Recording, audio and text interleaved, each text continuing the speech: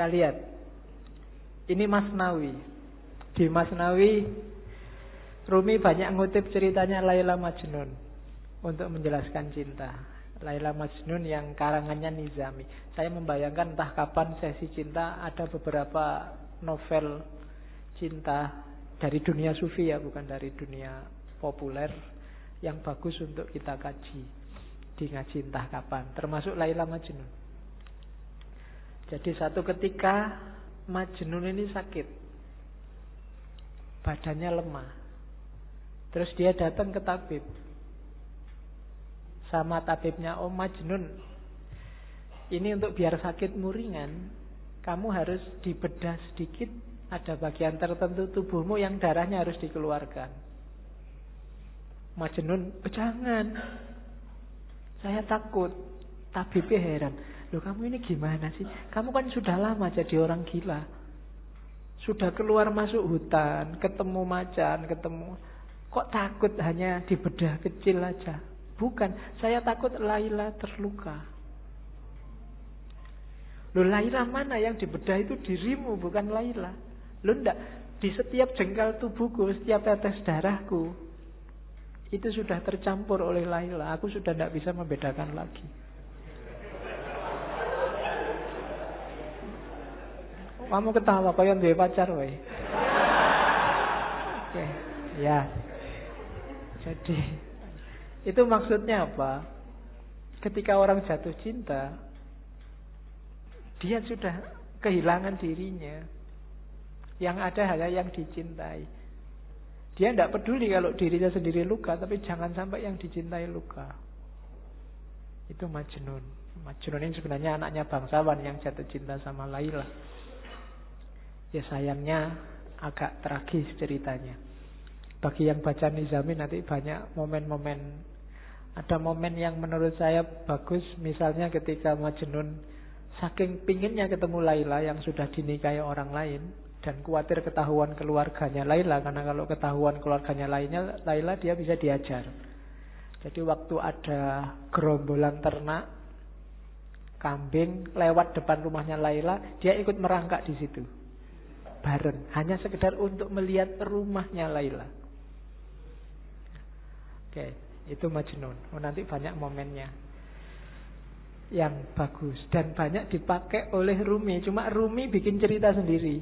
Hanya tokohnya Laila sama Majnun.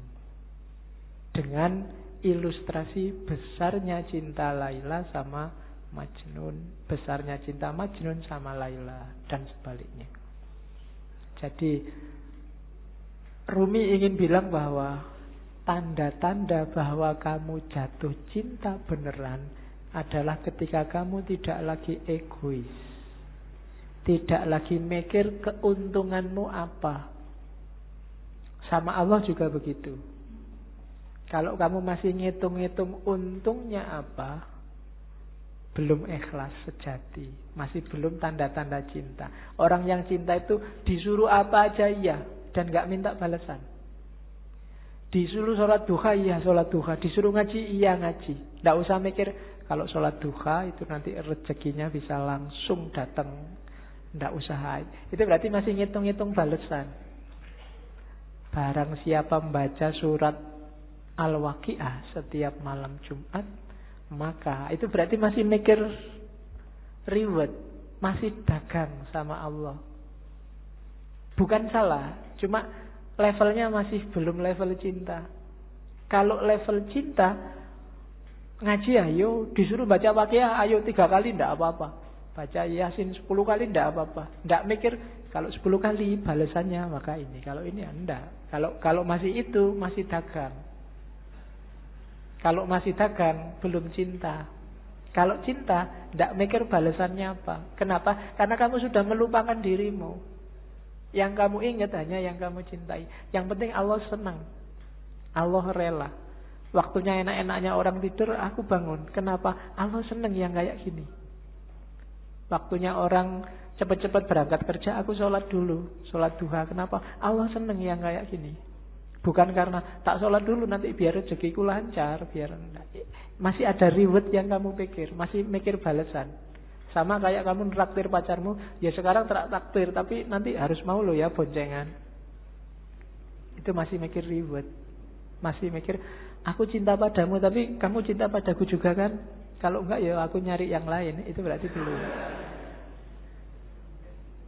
Masih dagang, masih negosiasi. Apa salah? Enggak. Cuma levelnya masih belum level cinta. Ketika belum level cinta, ya harus dinaikkan lagi. Masih negosiasi. Masih bukan Allah satu-satunya. Tapi jalannya sudah menuju Allah. Tapi masih belum ikhlas. Karena ikhlas itu tidak mikir balasan. Sodakolah 1000, maka akan kembali 700.000. Karena dilipat gandakan 700 kali. Ini kalau masih hitung-hitungan, itu kesenangan koruptor-koruptor. Koruptor itu saya korupsi 1 juta, kemudian tak sodakohkan aja 10 juta. Korupsi 100 juta, tak sodakohkan 10 juta, 10 kali 700 sudah banyak itu pahalanya. Dosanya sama ininya kalau di total menang ininya, menang pahalanya. Kan korupsinya dosa 1 juta, sementara itu hitung-hitungan matematika. Kayak orang habis melakukan kejahatan terus umroh, karena pahala dosa orang umroh antara 2 umroh ini dosanya diampuni. Jadi sebelum melakukan kejahatan umrohlah, nanti habis melakukan kejahatan umrohlah. Nah itu hilang dosanya karena dosa di antara 2 umroh ini diampuni. Ini masih kalkulasi matematika. Emangnya Allah anak SD? Kamu ajari, kamu abusi dengan itu. Tidak bisa. Jadi levelnya belum cinta, belum ikhlas. Maka katanya Ruminda kayak Majnun dan Laila. Rumi juga ngomong cinta itu kuat. Jangan salah. Energinya luar biasa. Jadi ya kalimatnya si puitis. Karena cinta duri menjadi mawar. Karena cinta cuka menjelma anggur segar. Karena cinta keuntungan menjadi mahkota penawar. Karena cinta kemalangan menjadi keberuntungan. Karena cinta rumah penjara tampak bak kedai mawar. Karena cinta hamparan debu tampak seperti taman. Karena cinta api berkobar jadi cahaya yang menyenangkan.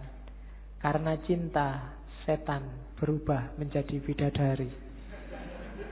Karena cinta batu keras menjadi lembut bak mentega. Karena cinta duka cita menjadi riang gembira. Karena cinta hantu berubah jadi malaikat. Karena cinta singa tak menakutkan seperti tikus. Karena cinta sakit jadi sehat. Karena cinta amarah berubah jadi ramah. Cinta itu energinya luar biasa, kekuatannya luar biasa. Orang yang cinta tanah air rela loh mengorbankan nyawanya, rela disiksa oleh penjajah, rela dipukuli. Orang tua demi anaknya rela bersakit-sakit. Luar biasa energinya. Kamu sama pacarmu disuruh jemput pagi-pagi ya mau. Nggak punya uang disuruh traktir ya mau, dibelani utang. Sama dosennya disuruh bikin makalah. Makalahmu sendiri nggak digarap-garap ke makalahnya pacare. Itu pun mau. Itu kan energinya luar biasa. Pacarmu nyuruh apapun kamu jalankan. Sami'na wa atokna. Itu kan energi namanya. Kekuatannya nggak enak pun kalau bareng dia, nggak masalah. Kamu bisa menahan susah yang kayak gimana pun. Banjir, kamu nggak bisa pulang, akhirnya neduh pinggir jalan. Itu kan sengsara. Tapi kalau pas bareng dia, seneng aja, semoga hujannya nggak berhenti-berhenti. Padahal itu sengsara loh.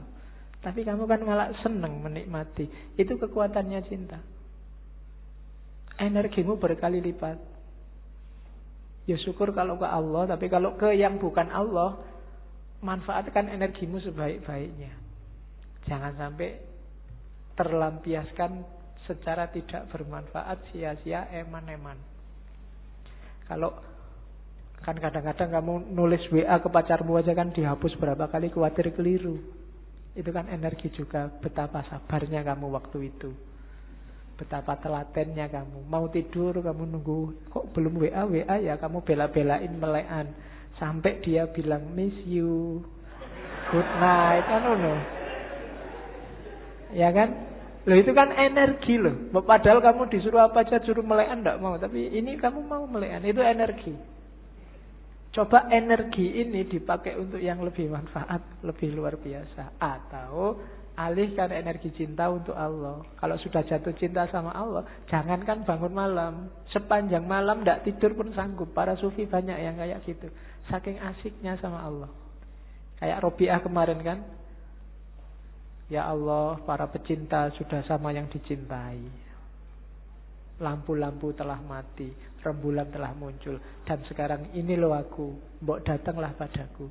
Waktu pagi dia tidak mau tidur juga masih bilang, ya Allah, malam telah pergi, tapi aku akan di sini menunggumu terus sampai kamu datang lagi, sampai malam lagi. Itu Robiah. Kan apa? Asik kalau sama pacarnya terus, kalau sama yang dicintai terus. Jadi kalau sudah jatuh cinta, tidak ada yang namanya berat.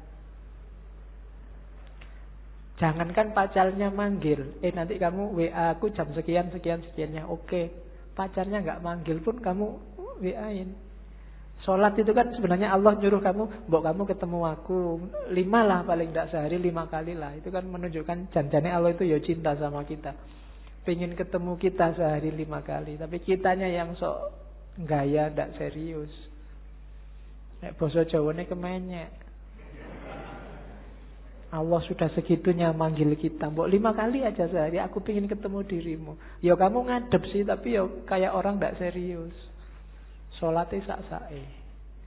Tidak ada yang sholatnya bertahan 5 menit aja, 3 menit lah sama teman. Tidak juga.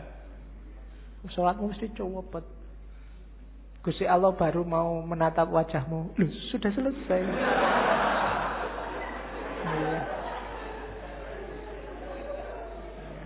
Mungkin kaget itu, mungkin malaikatnya yang nyaket sholat, ini baru sholat, ya Allah ini dia lagi sholat nih, terus Allah datang, oh selesai sudah, telat. Dan itu Allah sabar ya, Allah masih mau, ya besok datang lagi 5 kali, tak tunggu. Cuma kamunya yang gak serius, sambil ngadep tapi hatimu ndak di situ, hatimu kemana-mana. Allah yang ngerti, cuma saking sayangnya Allah sama kita. Kalau Allah ndak sayang, kamu sudah disentil sejak lama. Oke, jadi cinta itu energinya besar, kuat. Ada contoh lagi, gimana caranya biar kamu bisa lebih dekat sama Allah. Analoginya Laila Majnun lagi saya ambil. Jadi satu ketika Majnun ini ingin ketemu Laila, maka dia naik onta betina. Sayangnya onta betina ini ontanya baru saja melahirkan, jadi masih sayang-sayangnya sama anak onta. Akhirnya ontanya itu maju sebentar, tapi mundur lagi karena anaknya siapa yang nungguin. Maju lagi, mundur lagi. Akhirnya Majnun nggak nyampe rumahnya Laila. Harusnya 3 hari nyampe, ini bisa berbulan-bulan. Akhirnya Majnun sadar, wah yang keliru aku ternyata. Sudah saatnya katanya Majnun onta, aku keliru, ngapain aku kok bersandar padamu. Karena menunggangi dirimu, maka aku sekarang jalan di tempat. Maka sekarang goodbye. Tidak usah naik dirimu lah, tidak usah mengandalkan dirimu, aku akan datang langsung pada Allah. Saat itu ceritanya Majnun langsung loncat dari onta dan jatuh, kakinya patah. Cuma saking rindunya sama Laila, kakinya patah nggak masalah. Akhirnya tubuhnya digelundungin, jadi gelundung-gelundung sampai rumahnya Laila. Ya, oke. Dan sebenarnya ini isyarat-isyarat. Onta itu kayak dunia. Nggak mungkin kita bisa cepat ketemu Allah kalau beban dunia sangat memberati hidup kita. Kalau kita sibuk luar biasa oleh hal